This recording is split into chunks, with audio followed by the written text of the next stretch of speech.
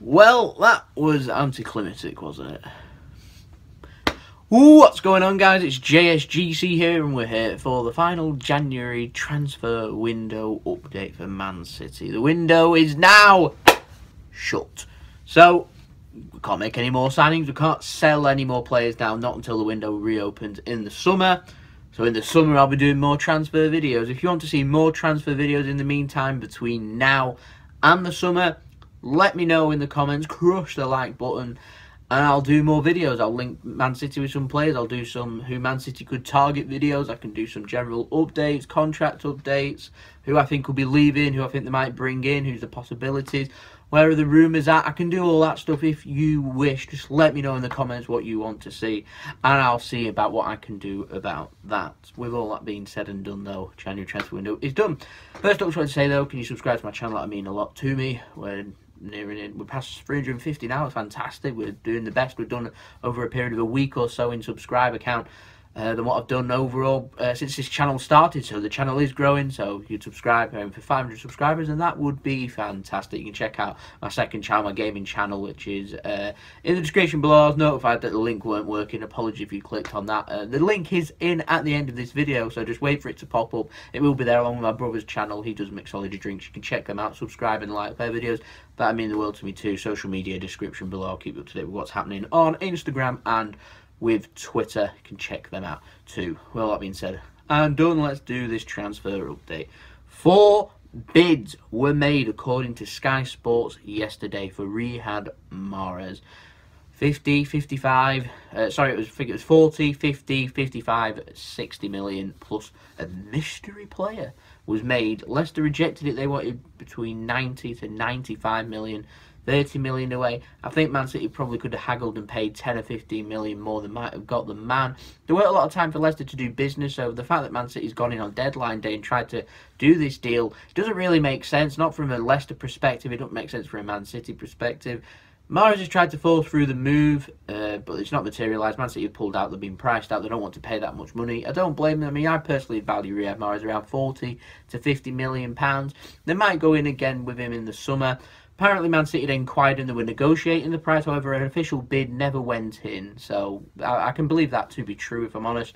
Sky Sports News probably lying about bids being made, probably just to boost them odds a little bit on their Sky Bet. They kept posting, even when the deal was dead yesterday, you can get it at 7 to 1, you can get it at 8 to 1 for it to be completed, and it's just not going to be completed. And they're just trying to take people's money in general, which is a pretty scummy thing to do, in my opinion, when the deal was dead. Go on Twitter, check out the official sources where Sky get their information from. They'll tell you what's happening. Not Sky Sports, they're getting their information from elsewhere. So go direct to where the source is coming from.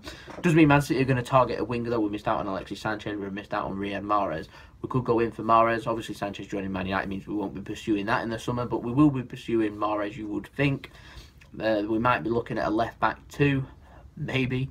Who knows? A central midfielder, obviously Fred hasn't signed either. They can negotiate with Fred now. They could do a Gundogan, which is have him signed up, ready to go for him to term when the summer window opens, announce the deal. Or they could actually come to a pre-transfer agreement where they could announce it at any time, saying that he will be joining on July 1st, for example. That could happen. It wouldn't surprise me if it did. We do want to beat off Man United for the threat of Fred, if I'm honest, because Fred is a good player. If not, we've been linked with a ton of other midfielders. Vigal, for example, we're getting linked with that Leon player who apparently made a bid for, was it Kurade or something like that? I don't know him. 18-year-old kid. Man City are targeting young players, though, so I think that's the direction that we will probably be going in from here. Apparently, with this financial fair play 2.0 coming in that they want to bring in, it means Man City are going to want to spend as much money as possible, have their squad sorted to a point that when they sell players, they'll probably be making profit, so they don't have to spend big all the time. People are moaning, saying promote the academy kids and doing that. I mean, Man City have promoted the academy kids. Adara hasn't left on loan. I was expecting him to leave. He hasn't. He's now Man City's 5th choice centre-back. Vincent Kompany gets injured. It means he could be the 4th choice centre-back, which means he's always going to be in and around the squad. He could make the bench, and he could get a few minutes for Man City. He's training. I mean, I'd rather him have minutes, obviously, at another club. There's no guarantee in a Premier League or a Championship club that he'd get them minutes. League One, League Two probably would, but Championship's a competitive league. throw them in. He'd probably be a rotated player. Same with Premier League clubs too. So he's going to be training alongside some of the best centre-backs in world football. He can learn a thing or two for Adara Bioyo. If I'm honest, please don't hate me for this when I say this, but I reckon a move for Adara Bioyo would probably be best if we sold him with a buyback. You know, like we did with Iheanacho. Obviously, the money involved probably won't be as much. I do think he's a quality player. I just don't see where he's going to get the minutes at Man City. And obviously, it's a disappointment. But with so much quality in the side, you're not going to get in there. But there isn't as much quality in other areas. So there are young players that can come through and have. Brahim Diaz has now got 6-7 weeks to be a rotated player with Raheem Sterling and Bernardo Silva. And they're not going to play every single game between now and the next 7 weeks. There's cup competitions coming up. There's loads of minutes available now for Brahim Diaz. Mahrez isn't there. Brahim Diaz has got a fantastic opportunity to go and prove himself. He played fantastic yesterday when he came on for 15 minutes against West Brom. He looked confident, tricky, twisting, turning. Defenders didn't know what to do with him. He was making a nuisance of himself. And in my opinion, he was just a similar impact as what Bernardo Silva had. There's no reason why we can't rotate them players. No reason at all. Phil Foden's coming back. He will probably get some minutes too. So the future is bright for these young players, particularly in the attack where we're short on a couple of players. They can prove themselves in these next coming months. We could well be seeing them, and then that means we won't be signing maybe 4 or 5. We'll only be signing 2 or 3 players in the summer. We'll have to wait and see. I'm not too sure. With the outs, quite a few players have left, but all on loan, which is a little disappointing in my opinion. Jacob Davenport, you don't know who he is. I think he's a academy kid, central midfielder, kind of in a defensive role, likes to sit back a little bit. He's got a fantastic loan move. He's gone to Burton Albion in the Championship.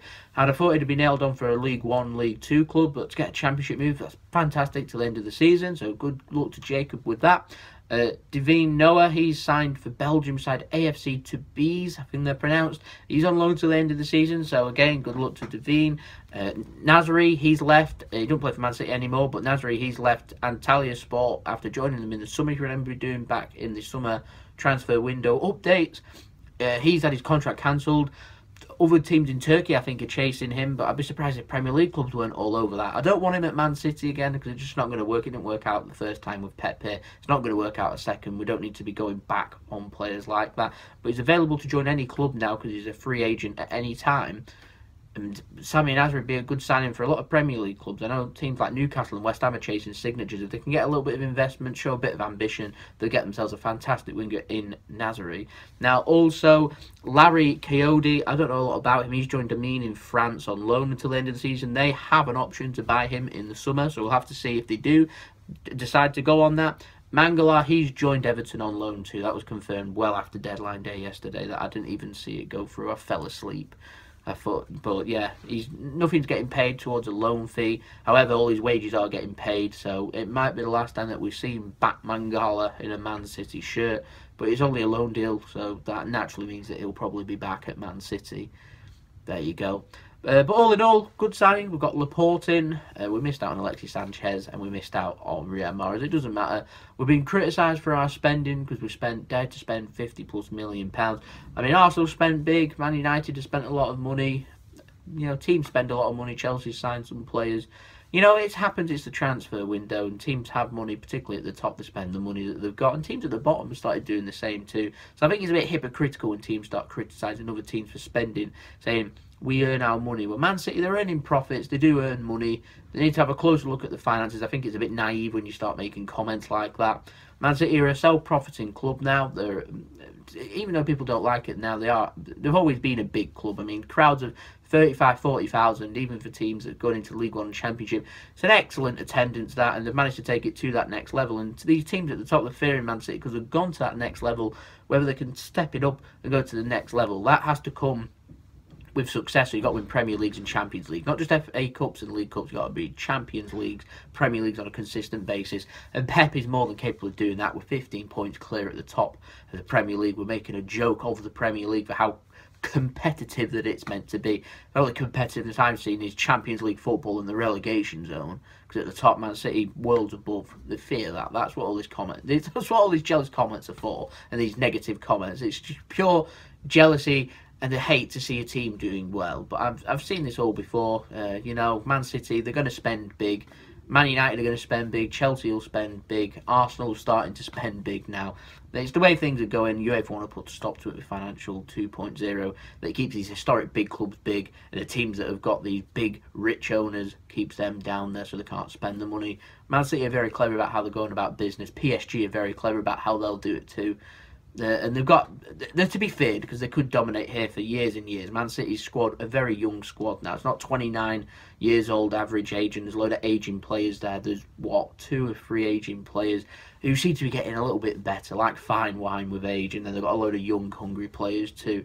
To be feared. The future's bright, in my opinion. The future is blue. Okay, that's the video, so I'll see you all later. I'll see you all for the summer transfer videos. Unless you want me to do more, let me know, comments below, crush the like button if you do want to see that and you're enjoying the video, and subscribe if you haven't already and you're enjoying the content. There's plenty more Man City videos to come, previews, reviews, Premier League reviews and stuff like that, football fix, this week in football, so there's loads more content to come from me, still updating with that daily upload, hopefully, fingers crossed.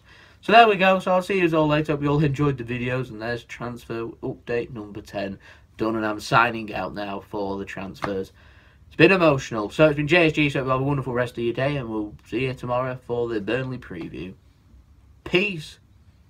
Ciao for now. I also forgot to add in that good luck to all of the other players that have gone out on loan at Man City, both in the summer and now. Good luck, hope you all enjoying your loan spells, and we'll see everyone back in the summer, and they'll have the squad assessed. In terms of contracts, by the way, we've got Fernandinho, Otamendi, De Bruyne signed new contracts. Still and Jesus are close. Hopefully Pep will be close too, not far behind them. So I'll keep up to date with Twitter on that one. So yeah, there we go.